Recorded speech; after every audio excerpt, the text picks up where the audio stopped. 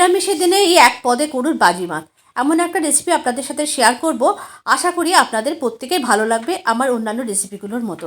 নমস্কার, আমি অন্তরা। আপনাদের চ্যানেল অন্তরা কুকিং চ্যানেলে আপনাদের সবাইকে জানাই অনেক অনেক স্বাগত। বড়দের প্রণাম আর ছোটোদের ভালোবাসা জানিয়ে রেসিপিটা স্টার্ট করছি।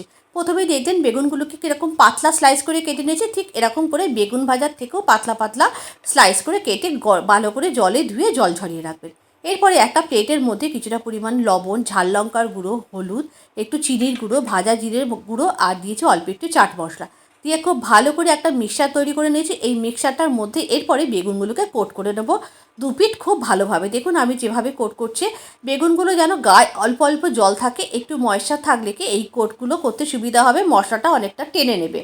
তাহলে এইভাবে তৈরি করে ভালো করে রেখে দেবেন একটা প্লেটের মধ্যে 5-7 মিনিট রাখার পর।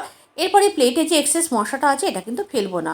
এরপর একটা ব্যাটার তৈরি করে নেবো। আমি এখানে 4টে বেগুন দিয়ে করব, তাই জন্য আমি 2 চামচ ব্যাটার নিয়েছি, মানে বেসন নিয়েছি। তার জন্য আপনারা যতটা বানাবেন সেই হিসাবে বেসন নিয়ে নেবেন।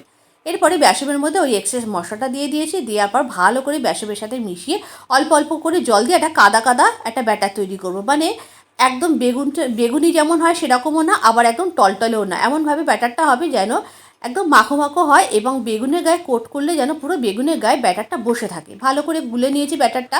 গ্যাসের উপর একটা ফ্রাই প্যান বসিয়ে দিয়েছি, আপনারা তাওয়াতেও করতে পারেন। ফ্রাই প্যানের মধ্যে দিয়ে দিয়েছি সর্ষের তেল। তেলটা ভালো মতো গরম হয়ে গেলে এর মধ্যে কিছুটা পোস্ত দানা ছড়িয়ে দিয়েছি। ছড়িয়ে দিয়ে উপরের থেকে দিয়ে দিয়েছি বেশ কিছুটা পরিমাণ ধনের পাতা কুচি। ধনের পাতার দিকের অংশগুলো নেবেন। এরপরে মশলা মাখানো বেগুনগুলো এই ব্যাটারের মধ্যে কোট করে মানে ডুবিয়ে এই ভালো করে এবারে এই ওপরে দিয়ে দেবেন, মানে এই ধনে পাতার ওপরে দিয়ে দেবেন। দিয়ে মিডিয়াম টু লো ফ্লেমে এগুলোকে সব ভেজে নেবেন।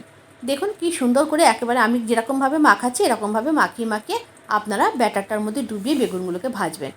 আর কিছু না, এরপরে বেগুনগুলোকে মিডিয়াম টু লো ফ্লেমে ভাজতে হবে। নিরামিষের দিনে আপনারা এটা আমি যেভাবে বানিয়েছি করতে পারেন। যদি এটা আপনারা আমিষভাবে করতে চান তাহলে এটা আপনারা আমি যেখানে পোস্ত দানা দিয়েছি সেখানে আপনারা রসুন কুচি, পেঁয়াজ কুচি দিতে পারেন। তারপরে দেখুন এক পিঠ হয়ে গেছে। আরেক পিঠ উল্টানোর আগে আমি কিন্তু ওপর থেকে আবারও ধনে পাতা দিয়েছি, মানে ধনে পাতাটা যেন বেগুনের গায়ে পুরোপুরি মেখে থাকে। এরপরে আস্তে করে এরকম উল্টিয়ে দিয়েছি। দেওয়ার পর এগুলোকে আবারও 5-7 মিনিট মতো ভাজতে হবে। মানে টোটাল বেগুনটা ভাজতে কিন্তু 5 থেকে 7 মিনিট লাগবে, কেননা মিডিয়াম টু লো ফ্লেমে ভাজতে হবে। আবারও ওপর থেকে একটু তেল দিয়ে দিয়েছি। দেওয়ার পর এগুলোকে কিন্তু এরকম সুন্দর করে ভেজে নিয়েছি, উল্টিয়ে পাল্টিয়ে। একটু বেশি করে তেল দেবেন। তেল থাকলে কি এতে যে তেলটা থাকবে সেই তেলেও আপনারা 2টো ভাত খেতে পারবেন। আর এরপরে একটু মানে আরও যাতে ভালো লাগে তার জন্য একটুখানি কাঁচা লঙ্কা আমি এটা চিড়ে দিয়ে দিয়েছি। কাঁচা লঙ্কার মধ্যে ভেজে নেবো। গরম ভাতের সাথে মেখে খেতে খুব ভালো লাগবে। গরম রুটি, পরোটা বা লুচি যে কোনো কিছুর সাথে কিন্তু এই মশলা বেগুন তাওয়া ফ্রাই ভীষণ ভালো লাগে।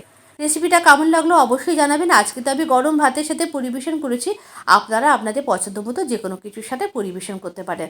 কত সুন্দর হয়েছে দেখুন, আর খেতেও ভীষণ ভালো হয়, ভীষণ ক্রিস্পি হয়, ভেতরটা একেবারে মাখনের মতো গলে যায়।